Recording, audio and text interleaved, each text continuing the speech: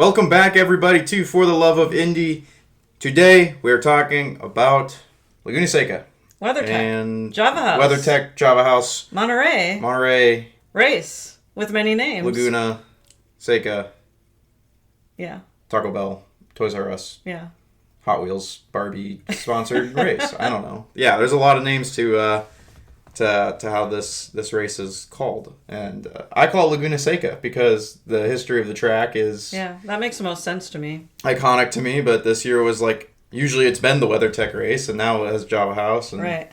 So, and Java House is fun. We like it to be the Java House race, but I think WeatherTech is still in there. People are still calling it. Yeah. Well, I think also one of the things going in the weekend was just the fact that Java House had enough money to really commit to sponsoring a whole race. That's impressive. Not only do they have a team, but they also have the race, and so it's just kind of interesting from the standpoint of promotion that Java House is doing. Yeah. For a lot of IndyCar fans, you probably never even considered Java House as what is Java House. Yeah, because they're not nationally known. They're a fairly local Indiana brand, or they're like maybe in 10 different states. But yeah, they're coming like to every single race. And if you go in line, you can get like one of their little packs and put it in your ice water. And it is cool stuff. And it's good. We've bought some and we've really enjoyed it. Yeah, so anyways, that's completely unrelated. But Java House is doing a decent job in terms of brand marketing, I'd say.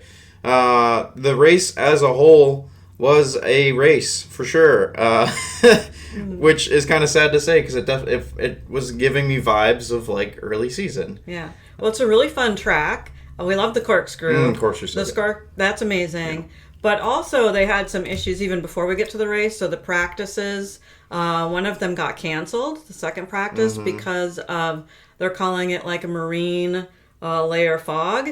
And so basically that means that if a helicopter couldn't go in or couldn't go out for medical safety purposes, that they weren't able to have the race. So it's not like foggy on the land, it's foggy above, so that, you know, it's like a super low cloud cover kind of is how I think of it. I think it's like the weirdest way to have a race, like practice canceled. Yeah. And then they also moved the next race into later in the evening. Yeah. So it was just like, what is going on over there? Like, is this and they've kind of I was listening once again to Hinch and Rossi talking about like this is not common for this area. I mean, I think of maybe fog in San Francisco or off the ocean, but this is inset a little bit from the ocean, and it's just like it's probably climate change.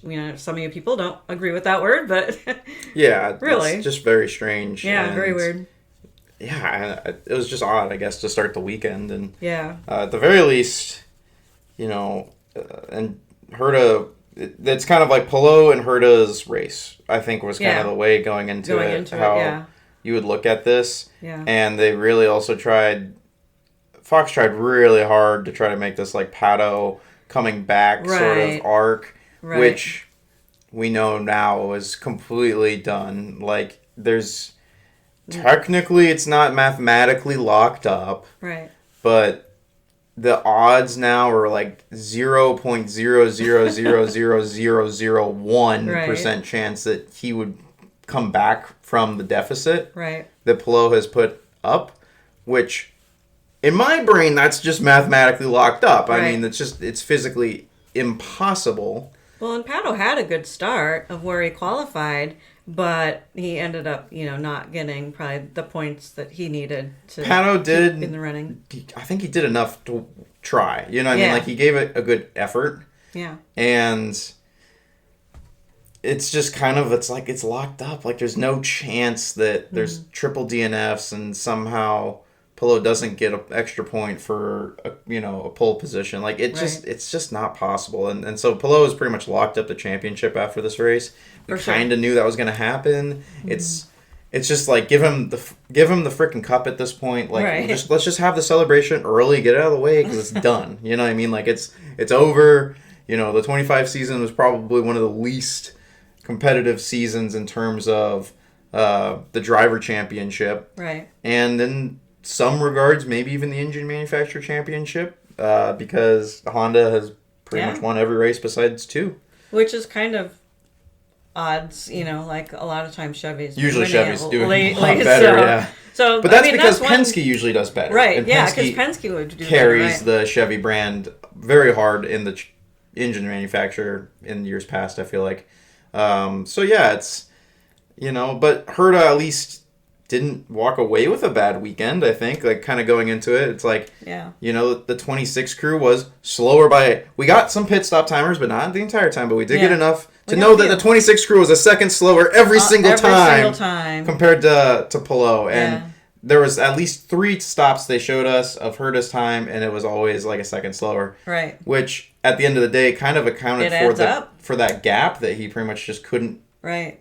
Overcome. Right. And it's just like, oof, man, like 26, like at least they didn't have a major failure, but they're definitely not the smooth and fast crew that the 10 crew is. The 10 crew really is just, at this point, you have one of the best strategists, and you do have a very well put together crew, and you do have a very strong driver who understands the weight of the hybrid, probably still more so than everyone else. Yeah. I think everyone else this season, you can see drivers come back into play with understanding the different weight changing of the hybrid powertrain, but Palou had that mastered from the get-go. He really did. And that was definitely enough to just have him walk away with many races for sure throughout this season. So, the 10 crew was really just put together, and it's almost like we're kind of talking about it like it's the end of the season, but really, like, it is in terms of the championship. And I think.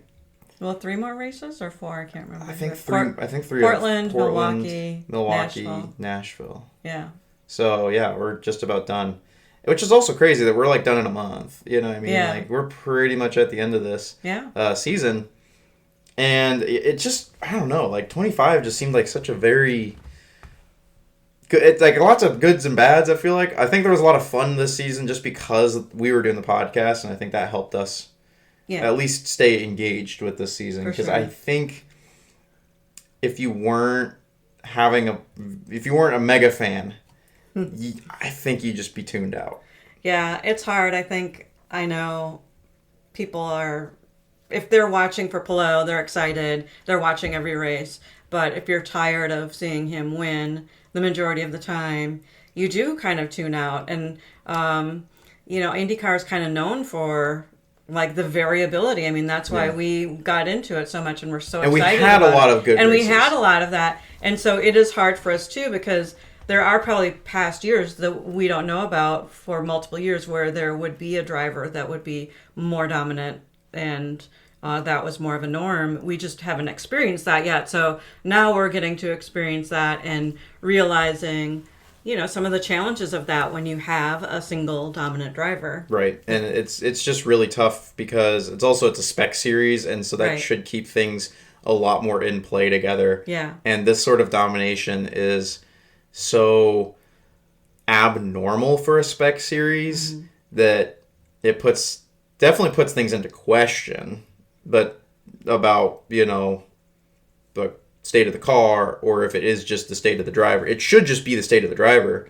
but also we do know that there is strategy. Yeah. There's a couple of races Palou should not have done, but he did because of strategy. Yeah, for sure. And then so you have a great strategist, and then also the team, they're able to pull. A great pit crew. The pit crew never messes up on They Palou's are car, ever. impeccable. I mean, if you watch, and if they were doing timers all year long, and we could see that, you would just see the strength of that pit crew, that they just don't make a mistake. It's like if you had the fastest pit stop award, like you do in F1, it probably would have went to the 10 crew a lot too. For sure, yeah. But you can't do that in IndyCar because some people could come in for a splash and go, and a splash and go obviously would be a much quicker pit stop than like a full service pit. Yeah. So I don't know if you could really give out. You'd have to count only full service pits, I guess. You'd have to, but that's I feel like that's too much data that they don't want to sift through. But yeah, that's a lot. In terms of like the rest of the race, like he did have some yellows.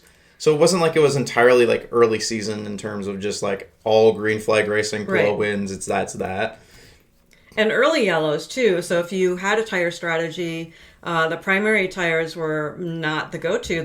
The reds were the go-to, and that was kind of unexpected. Yeah. Really unexpected. Really weird. To have the Reds as the preferred tire by the drivers, because you'd think that they would run out. But I think maybe they had more grip and they weren't wearing out as quickly maybe as other. Yeah, I think just the way that course is set up, it's very well paved, and I think the wear was kind of minimal for it, and I would have thought it would have been like really hot there, and like 'cause it's California in the summer, but I guess not. Maybe because it's just so close to like the coast. I think it's more temperate. It's more temperate, so you had good temperatures on top of the. You have good temperatures and you have good tires. Right. That. It's just strange because like a scrub tire, because only, let's say they got into the race, they only probably had one sticker set. Yeah. And but still a like scrub tire that you've done quality laps on and you've done practice laps on was still preferable to like sticker hards, because a bunch of them would have had sticker hards. Right. It's very rare that that's the case in some of these races that the Reds preferred. And I think Herta had a pair of sticker he did have stickers at the end, yeah, which was giving him a tire advantage, which maybe is why he was able to hang in there at the end and get at least into. I would have hoped that would have given him the advantage for the P2, but it ultimately. But Lundgaard just didn't like had a different strategy there. Lundgaard had a good took strategy. A pass on him too, in the corkscrew. So. And once you're past... I think the pass was in the final turn, leading into the straight, which is a very unconventional passing zone. Right. But it also, like, when they showed the replay of it, I'm like, you kind of shoved yourself in there and you didn't really give him any space. And I wouldn't call it a very, clean pass. Right. It seemed a little... I know that's what Lundgaard does, is he just goes for passes that, aren't there. Yeah. And kind of just bullies people out of the way. And race control in IndyCar is much more lenient about that sort of thing. That was not a pass F1 you would see. Right. That's a give the position back kind of pass in F1. Right. But in IndyCar, they're kind of just like, it is what it is. So. Yeah. But it is unfortunate that Herta didn't have the pace to pull up to 2. Right. When ultimately I think that's kind of where he probably should have finished for the day. But Lundgaard did have a good race. Again, Lundgaard comes out with podiums for McLaren. Yeah. McLaren's had really good podiums if it's either Pato or Lundgaard. So I think 11 podiums, I think I read. So yeah, it's the most podiums they've had this season of any season. For McLaren, yeah. For Arrow, which is cool. And it was his birthday, too, a few days before. So, I guess so. I guess birthday present for Lundgaard. Yeah, I mean, Lundgaard is kind of, for this season, the epitome of, the bridesmaid, never the bride, because I feel like every podium he's had is either a P2 or P3. Right. He's never been able to pull out the win. Right. Even though he's definitely had good strategy and he's had good pace this season. Yeah. And he's been a decent contender for the McLaren, which is for a first season with a new team is still very impressive. Good. I think that's definitely something to note. I mean, it's interesting, too, how they kind of alternate, too. One of them is doing better. You're rarely getting both of them on the podium. Yeah, it's either Pato's day or it's Lundgaard's day. And it's never really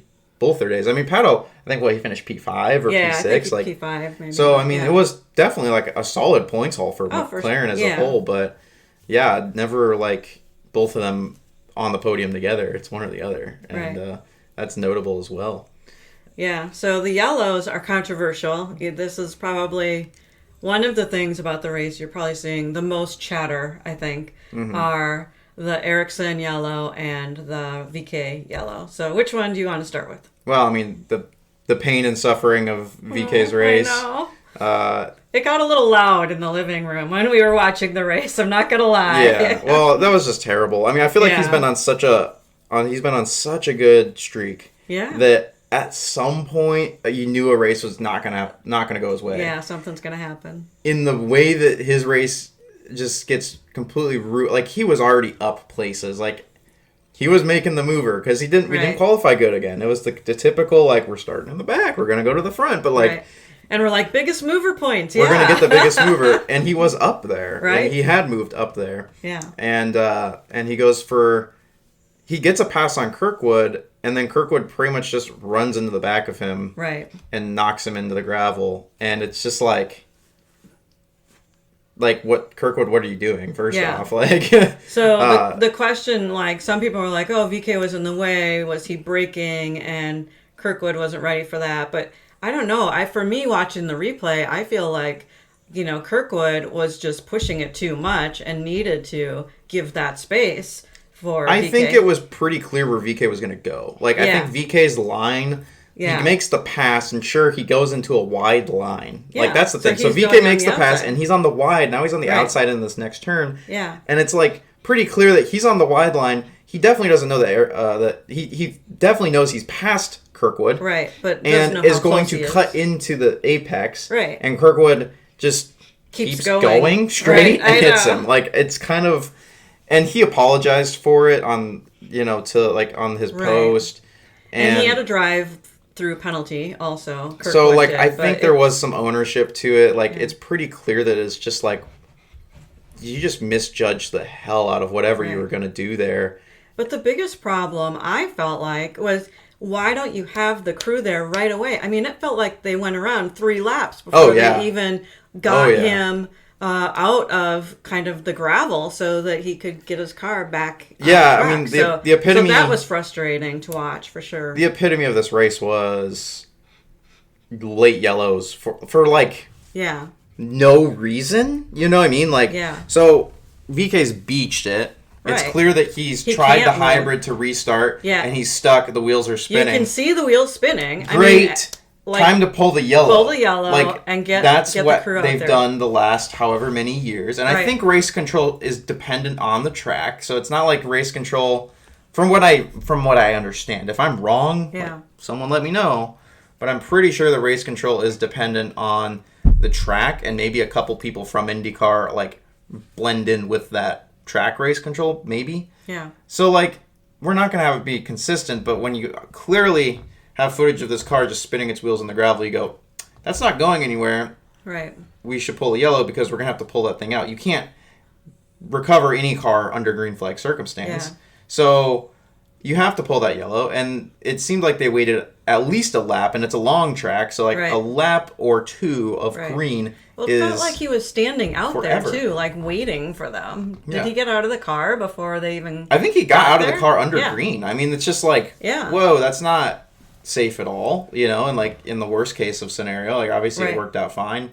And I think VK he's kind of off. He's off in the distance. It's in a runoff. So it's like, that one I feel like wasn't as bad as Ericsson's, but it still was like, but it still put him down like 3 laps. The yellow. And so I think it was for this yellow that, like, we're sitting there and, like, you immediately see, like, you get 1 lap goes by, Polo jumps into the pits. Right. Another green lap goes by, Herta now jumps into the pits, right? To try to, like, circumvent the yellow.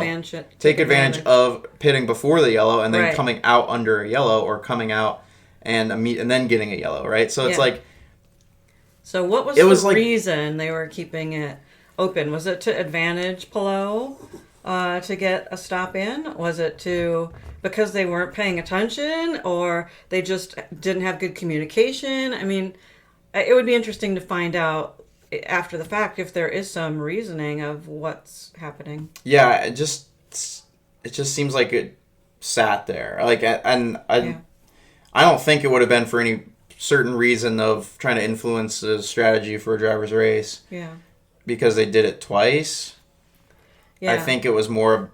But then they did it twice, I guess. But the fact they did it twice. So, like, that's also... So then let's talk about the Ericsson one, because that's scary. I mean, he is at a... He's at the fastest, like, one of the dangerous turns. One of the most dangerous turns, and you can't really even see him. Yeah, it's like spun into 6. Yeah. And now he's sitting on backwards towards traffic. On the track. On the track. He doesn't even leave the track. On the line. I'm pretty sure it's on the racing line, too. And there's just like 1 local yellow, and people aren't even informed ahead of time, and then it just took way too long, and they're like, yeah, but we need to give them time to get it started, and it's like, well, how long do you need to give to get it started? Because you're giving them like so much time that pretty soon somebody's going to come up that hill and it's going to run straight into him. If the hybrid doesn't work after after like 30 seconds or 15 seconds, like it's kind of like a button go, and if it doesn't go, after 1 or 2 attempts, then you got to pull the track white yellow. I think. Yeah, and he's on pavement, so he would have been able to restart it if he could have, and clearly the car could have gotten away. The car had some sort of thing. But still, even if he had a restart, he was at such an angle that he'd have to know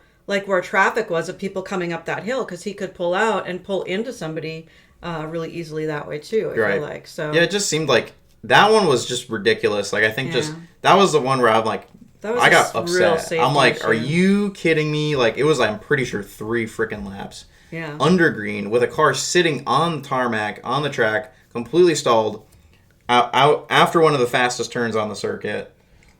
And nobody seemed like they knew what was going on. And even the announcers kind of sounded confused. Everyone's like confused. Right. I don't even know why that there's confusion. This should be like so routine. I feel like, in other, like other places, it would just be like, no, this is the rule. This is what we do. This is immediate, like that. Hopefully there's a driver's discussion. I know they always have a driver's discussion after each race or before the next race. And that's gets brought up as to like, this is an area that we need to work on and clarify for the safety of all the drivers.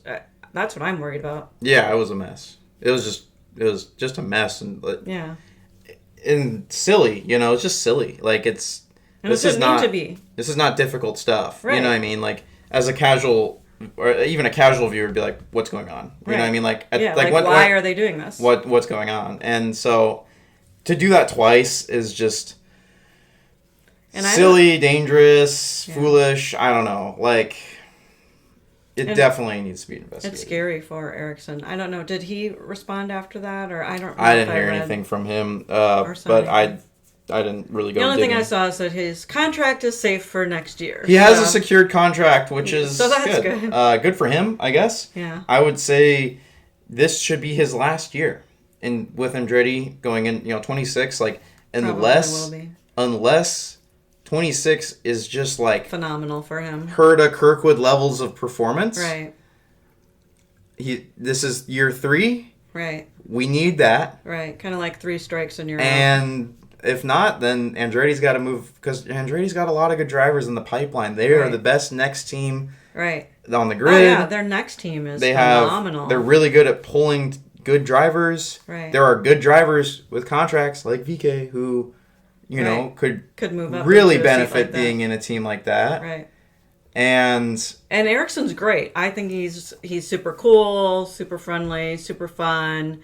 Like a great person. But once again, when they're looking at this, they have to be really cut and dry, and it's about performance. And his performance hasn't been consistent. Yep. And and what a heartbreaker. I mean, even thinking back to the 500, I mean, he could have won the Indy 500. Like, that was a real thing that could have happened. Right. And so that's what's sad about it, is there's some real highs and some real lows, and hopefully next season he can demonstrate consistency and upward consistency. And I don't think it's necessarily all just his driving, though. I think also like he's screwed on strategy, because he definitely has the weakest strategist out of all the strategists at Andretti.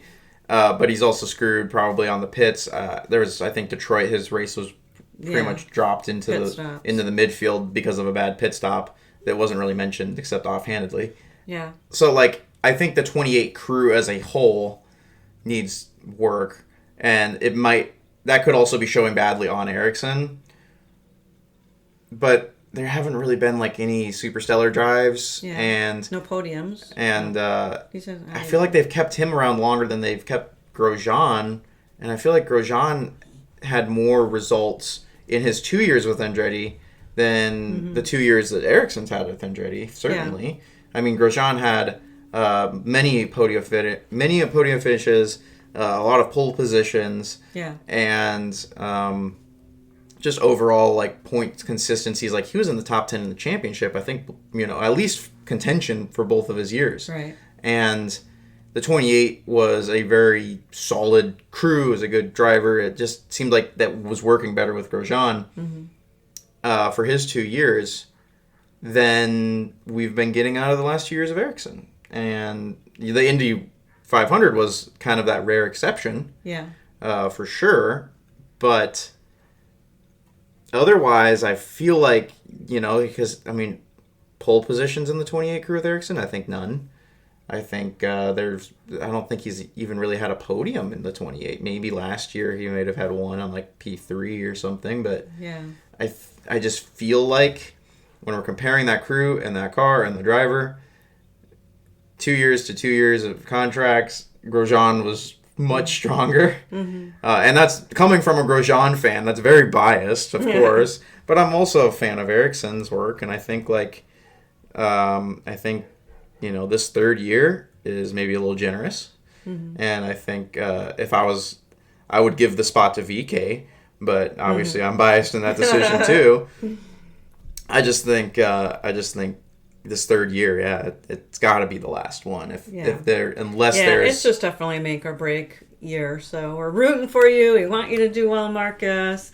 We want to see that turnaround and make that happen next year and keep that team. I would just love to see like the three Andretti's just good as a whole cumulative set as a team. And obviously, I want Ericsson to do well and that definitely goes for the entire 28 crew. It's not just Ericsson. And I'm not trying to point out Ericsson as being a bad driver. No, we're just talking about his contract that it got renewed. We are talking about the contract. That was the news this week, after the race. And the fact that he really had a bad deal with not getting that yellow right away because that was a safety issue. And could have been dangerous. It could have been really bad. So, otherwise, with the race, I think, your only other leader was Siegel, and that was just on an offset strategy, basically. That really wasn't off of pure pace, which is also really odd, I guess. Yeah. And Penske didn't have a terrible, they didn't have an atrocious day. I think maybe one of them went out. No, I don't think so. I don't remember. But they didn't have a great day. I think they were just kind of there. Midfield to low 10. Rosenquist went out, which kind of sucks because the Grateful Dead car was cool. Yeah, the car was cool, and so the fact that it only got Simpson hit him in lap 1. Yeah. up in turn 6. So that was disappointing, and they're also when you look at the team's standings, Meyer-Shank's standings are really high because of Armstrong and Rosenquist doing really consistently top well tens throughout the year. So. They're kind of up they're consistently top 10 every race. So it's kind of Rosenquist isn't in contention to get somewhere in the top 10 this race. I think Armstrong did. He got 9. Yeah. So technically MSR has still consistently done top 10s pretty much the whole season every race. Yeah. Give them some credit for sure because that's impressive. But again, they are using Chip Ganassi's data. Yeah, which the fact that they are the ultimate winner. Partnership and they share data, that's been a big boon for them, I believe. I think they're good drivers for sure, but also having access to that data is really a sweet deal. Yeah, and MSR has been really good at kind of jumping to the right partnership at the right time because last year they did just as consistently good when they were sharing Andretti's information. Data. Yeah, when Andretti was having a really good season last season. Right. And then they jump over to Chip Ganassi in the offseason, and Chip Ganassi has the best season. Right. And they're also having a really good season. I don't think they're going to jump ship anytime soon. No. There's no way you leave Chip Ganassi. They've got a sweet deal right now. I think they're going to try to hang on to that. Yeah, I think they're going to stay with Chip for probably another while until eventually Chip probably goes, get off our stuff. Stop hogging our crap, right? I don't know. Yeah. They must bring something very beneficial to Chip Ganassi because it just seems like right now MSR is definitely the winner of the two in that partnership. So, that was... So our podium was Palou, Lundgaard, and Herta. We're glad Herta got on the podium. I think after the race, Herta was pretty happy with P3, given the situation. I mean, kind of all the drivers have kind of resolved themselves to Palou's always going to win, so just getting on the podium with a second or third is the way to win a race for everybody else, So. Right. Yeah, and kind of once again the Palou being up there. I think I got 2 of those picks right. I'm pretty sure last prediction I put Herta, VK, Palou or something like that. And so technically I had 2 of the 3 right. Yeah. And VK was pure hopium, and I think he's had his bad luck, so hopefully that's gone and we can do well. Portland, his parents won't be in Portland though, so we'll see if that changes his drive at all. But so we have a week off, and then we head to Portland, so you should have plenty of time to put your Portland picks in the comments, so that'll be good. Right, and I think for Portland, I think Palou won it last year, so I'm going to say Palou wins it again this year. He just copy-pastes Laguna, basically. Mm-hmm. I don't know any other drivers that were exceptionally, like, out of place. Portland's not a race I remember at all from last year, and I don't know why. Yeah, I think I think that was the race, like, Palou technically got, like, one of the years it was the race that they just gave him the trophy early. Yeah. But it wasn't last year. They gave him the trophy at Nashville, which makes more sense to do it at the end. But yeah, I feel like that's when they should do it. But I think like Lundqvist maybe was decent there last year. I just don't remember Portland, and I don't know why that is. I don't know. We'll have to look it up afterwards. I think yeah. I think so your we'll top just. three. I'm going to say Palou definitely wins it again because he did it last year. This year's he's even in stronger form. Yeah. Unless he gets whacked by someone, which, could always happen. Just no one's doing it. He'll probably win it pretty soundly. And I don't know. I'm feeling like Portland's just going to be kind of like Scott Dixon shows up again on the podium kind of thing. Like it's a Palou-Dixon show. And the third pick is Malukas. Okay. Yeah. Because he's been doing pretty well. Yeah, he's been up in the running. I feel like we're getting Palou, obviously, and then probably Pato and Rosenqvist, I think, would be the other two I'd put up there. I heard it might be in the running. Maybe. It's just, I don't know. I just don't know that that's been traditionally one of their stronger tracks. I don't think so. Yeah. I don't think so. So I think it's just kind of a dice roll in terms of how Andretti does. They could either have really good data for this year or really bad data, and they just have a bad weekend, or they have a very average weekend. Yeah, and hopefully they'll get all the practices in. I'm hoping Rossi gets all of his practices in, because they had a struggle, I know, in their first practice, and they didn't get the second practice, and they're off in quali, and so it was a challenging race for kind of ECR has just been having a bad... I feel like their run has just been really bad. So I'd love to see both of them in the top 10 and really having a great race for all three of the upcoming races with Milwaukee and Nashville, along with Portland. I think Milwaukee will be good because the Oval and Rasmussen. Yeah. But Portland, we'll see. I also will predict the VK top 10 just to help VK back in the top 10. Beat his personal record. Yeah, we want him finishing in the top 10 of drivers for the series for sure. Yeah, and we'll see what happens in the off season. Yeah. Oh, let's see. We're talking about 32. Fox? Yeah, the Fox News also hit yesterday. Okay, so let's talk about the Fox News. Fox acquired a one-third share of basically IndyCar, right? Because they got a third share of. I don't know if it was because they bought it from Penske Entertainment or they bought a third of Penske Entertainment, which thus owns IndyCar, and the only thing Penske Entertainment owns is IndyCar, so therefore they bought a third share of IndyCar. Share of the transaction, but just pros and cons to that. I've seen a lot of people excited about this on groups, on Facebook, but then on Instagram, people were like, "Surely this isn't a good thing," and so, people on Facebook think it's great because that means they're more committed to the series. There's kind of that long-term, like, we want to promote this further. It gives them maybe more of an ability to promote IndyCar further because they own a share of it. It, like, means there'll be more... Well, they have skin in the game and dollar signs and, and they want to have more viewers and more people at the track. And so there's more incentive... if they're, actively involved as the broadcasters, then they have that ability to really kind of make their own path with it and really have some say in the future of IndyCar and how they can potentially grow it. So, yeah, and I think that share maybe allows them to promote more than just promoting their broadcasting. They might be able to promote IndyCar in general. Race in the state that the race is in. Right. Which maybe could help with Iowa or, races that have had more challenges getting people to the track, that there could be some advantage to that. I think that's those are kind of that's like the pros that people see, but I don't necessarily like this decision because Fox broadcast has just been I feel like overall this year has been a disaster for Fox to as a broadcaster. Like, I just don't compared to Peacock. Like, we still don't have a streaming app. The ads have just been atrocious, you know, like, and that's what a lot of people are starting to complain about. Just like, you know, like, we had a freaking ad we never talked about with Toronto, but there was green flag under ads and then a wreck into turn one, and we come back and it's like, oh, they're under yellow, here's the wreck for green flag that you missed while you were in ads. Right. Like, that shouldn't happen, you know what I mean? Like, that is terrible that they're just promoting.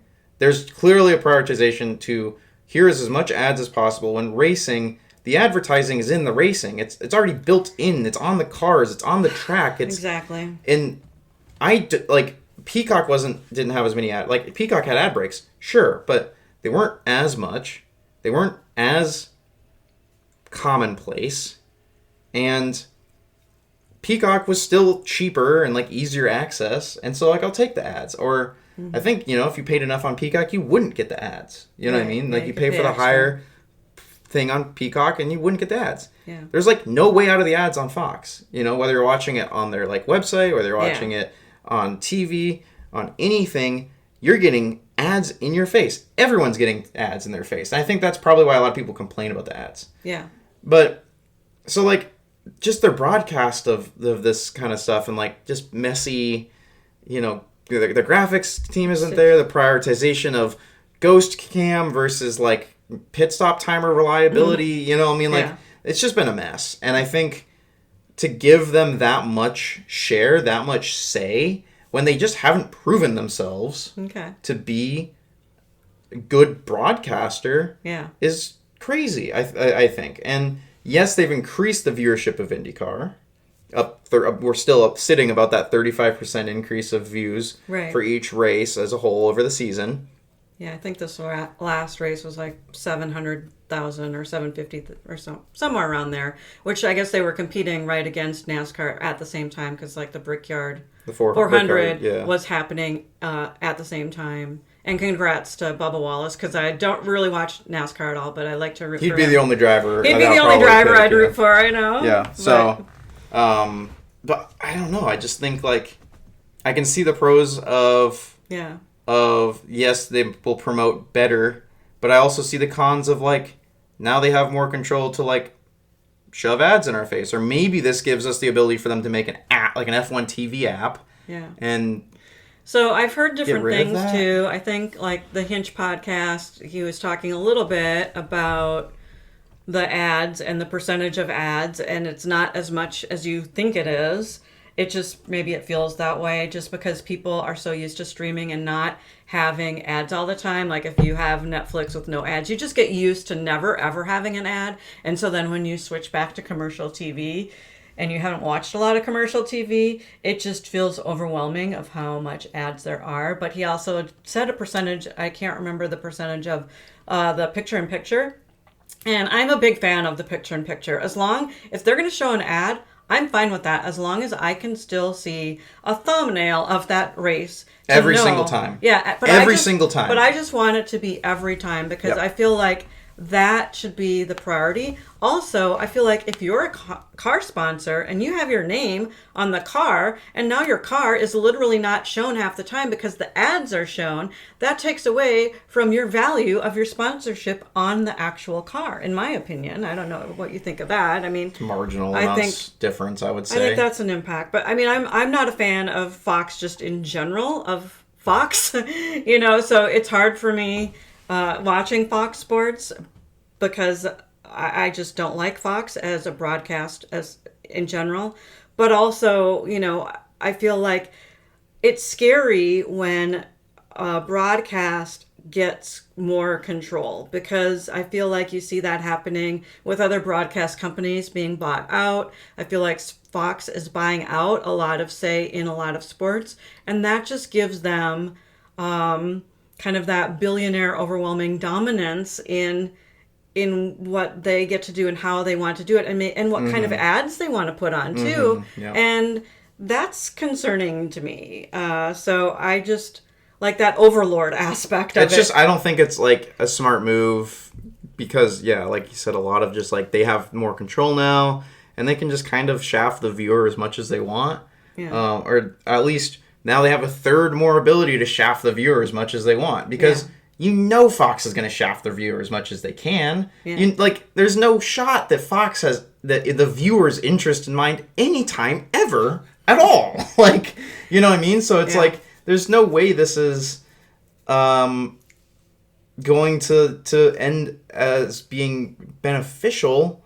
You can have more viewers, but then if they're all just getting shafted with ads the whole time, and also the ads being lower than you think in comparison to what, watching a baseball game through Fox. Sure. Yeah. If that's the benchmark, right? Yeah. Oh, it's less than what we show on NFL games, and it's less than what we show on baseball. And it's but NFL games build in ad breaks. Yeah. Racing doesn't build in an ad break. Right. So it's but because racing is just that dynamic, baseball probably builds in an ad break between innings or something, I'm guessing, right? So you can easily between innings. But racing is a dynamic sport. Yeah, it's going from the beginning to the end of the race. It is constant. And so when you go away from that, and even under yellows, there's still a race that is going on. Yeah, because there's pit stops happening, there's strategy happening. That's one of the key times to watch the race. And so, I sometimes feel like Fox doesn't really understand that yet, and they're only we're only going to show you when it's green. If it's yellow, don't worry about it. And it's wait a minute, there's stuff happening. Right, and it's just there's less ads because it's not football, which builds in ads. Yeah. But there's still a ton of ads. You know what I mean? There's probably more than Peacock, and if the comparison's to Peacock, and then what's the marginal difference? Right. 5% less? Yeah, I don't know. That's not enough, you know what I mean? I don't know. The difference needs to be 40%, 30% less ads. And if it was, that would be noticeable to you as a viewer, which it's not. It feels like it's more. And if it's the same, then whatever. And if you're going to have the ads, every single time you need to do picture-in-picture for racing, you just don't sell ad space as a full open, a full-on ad space. It's just this is racing. It can be full you ads only get picture-in-picture. Before the race and after the race. But actually during the race, it should only be picture-in-picture. Right, and that's the space that they need to be selling. So I don't think having, as a fan, from a fan's perspective, Fox acquiring this ownership of IndyCar is not good. And I'm just going to say that. That's my foot down. I don't think the pros outweigh the cons. I'm worried about it, and I think the thing I'm worried about is Penske was owning everything, right? And people are like, oh, Penske, you own too much. Okay, let's find somebody else. Well, the person that you find now is Fox, who has kind of this overview of all of these sports and all of this control. And so, to me, that's the worst person to find to help put into the series or buy a third of the series, because it creates just that power dynamic. And so you have the Penske power dynamic, which is supposedly lessened, but now the broadcasting power dynamic is more, and it doesn't improve as a fan. It doesn't improve us, and our opportunity. It's just shifting power to more powerful. And to me, I don't know, if you're going to have somebody come and buy it, I'd rather have some rock star, Tyson from the American Rejects, and let's say he had lots of money and he came in, he bought a third. You know what I'm saying? Or David Letterman, if he said, no, I'm not going to have my team anymore. I'm going to buy a third of IndyCar in general. Jay Leno. Or something. Yeah. Because I feel like the problem is that Penske and Fox, that's just scary. They're kind of loving on each other too much. Yeah, it's kind of what it's showing. It's just lot. Penske. I'm worried about it. Penske really wants to get in the bed with Fox so bad. Yeah. You know what I mean? They're making out now. You know what I mean? They were kind of caressing each other with the broadcasting. Yeah, they're freaking making out, and then next thing you know, they're hopping in bed. That's just kind of what this whole move shows. It's just unsettling, and it didn't feel good. And I don't know if some people that were cheering it on and they were so excited when they saw this, and yes, it's a financial investment, and yes, IndyCar needs that right now, but I just I don't you're dating, you're picking a partner. I don't want you to marry this partner over here. Don't go there. It's the gold digger. Don't marry the gold digger, right?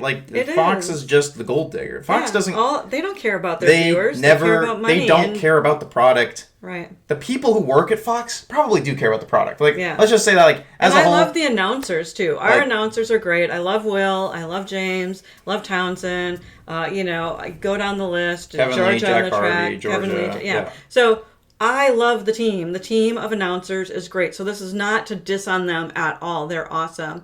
It's just more about the corporation of Fox. These are the CEOs, the billionaires, the millionaires making these decisions, which we know does not have the best interest of the viewer at heart. Yeah. Because they're millionaires making decisions about, their product to try to make more billions and millions and whatnot because they're greedy. And this is a decision to do that, more than it is. The people who work for Fox, the broadcasters, I'm sure all those people on the very lower level that they are in the scheme of this decision want the best product possible. Yeah. Does Fox, corporate, care about IndyCar? No. Ultimately, no. They care about money. They care about money. They don't care about the product they put out. They just want to control the whole product so they can make it as trash as possible for as cheap as possible to make as much money as possible. Yeah. That's just what the decision They care about money and power, and it's that money-power dynamic that concerns me. So that's where I'm at with you. I'm not really excited about it. I thought this was a bad idea. Once I saw that. And it's just annoying. It came out of nowhere, there's not really any There was no conversation about this ahead of time. Yeah. It was just out of the blue. Here it is. Whoa. And it's just what? So... Yeah, So we'll see what happens. Now, I have heard that that Fox app or whatever, you can, if you're international, you can bet a $20 a year thing and you can get access to stuff, but only if you're, outside the international US. People have a better experience than we do. But they are supposed to change it this next year to having something available for the US. So my understanding is they couldn't get it worked out for this first year, but it is in the works for the second year, and it better be, and they better have something that is crucial for us, the fans, and us, the viewers.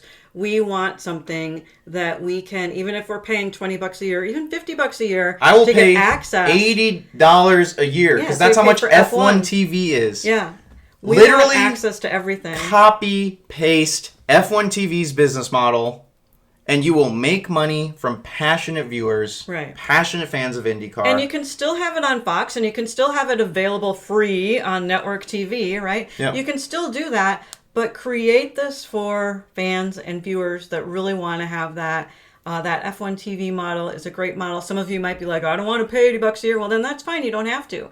Then you just watch on regular TV. Yep. Yep. I mean, $80 a year in the scheme of things is very reasonable. Yeah. And we're just throwing $80 out there because that's what it currently is for F1. We don't know what it will be. I would do 100. I'd do 120 because it's $10 a month. I'd pay $10 a month to watch IndyCar. Now, granted, 4 or 5 of those months you don't get to watch IndyCar. But I think 120 just to watch that product as a whole for the whole season. Yeah. And be able to watch Indy Next. To be able to watch practice.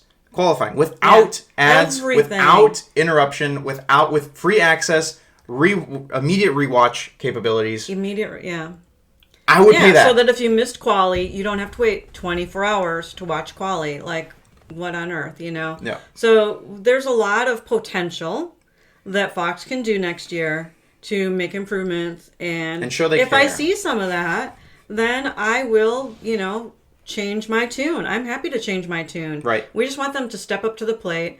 I know they are making improvements throughout the year. From the very first broadcast to now, there are definitely improvements.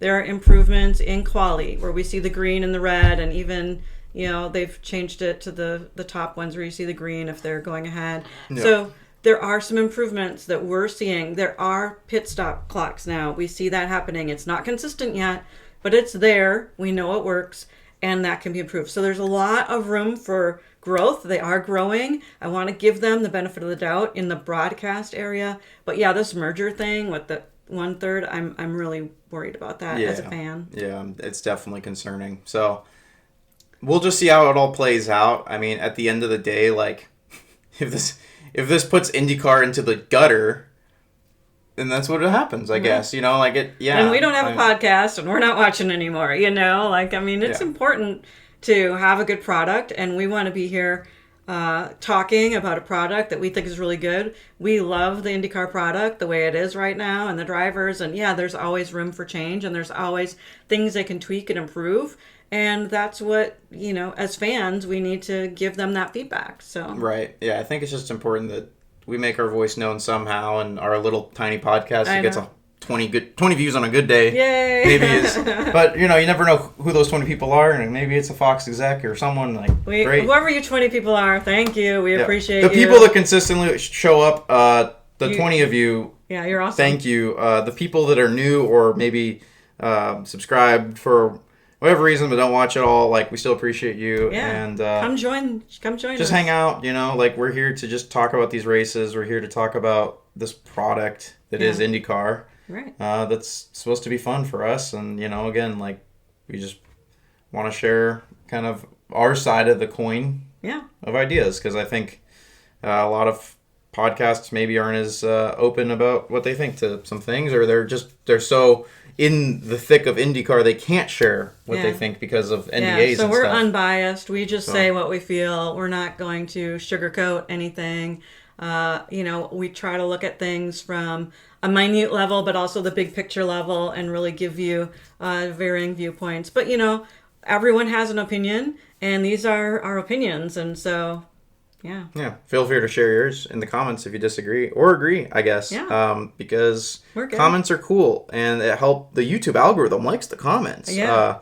They like it when you like or subscribe or comment, and if you do all of those things, then that's even better. Yeah, I mean, it helps us when you do that if you're a listener and you're a hardcore listener, liking, just getting the views, getting the likes, just shows that our account's actually legit, and that we care about what we're putting out, and that there's people who care about what we put out, and hopefully that can help us grow and help us even deliver a better product. Kind of like I said, I think the last few episodes, like I said, we'd love to be able to get this maybe big enough to where we could, who knows, go to every race. It would be awesome. I mean, that would be a great goal, to actually be in person at every race, be able to broadcast, during, in between races, after the race weekend, and just do more interactive things, talking to people on the track. So so at the end of the day, we are just doing this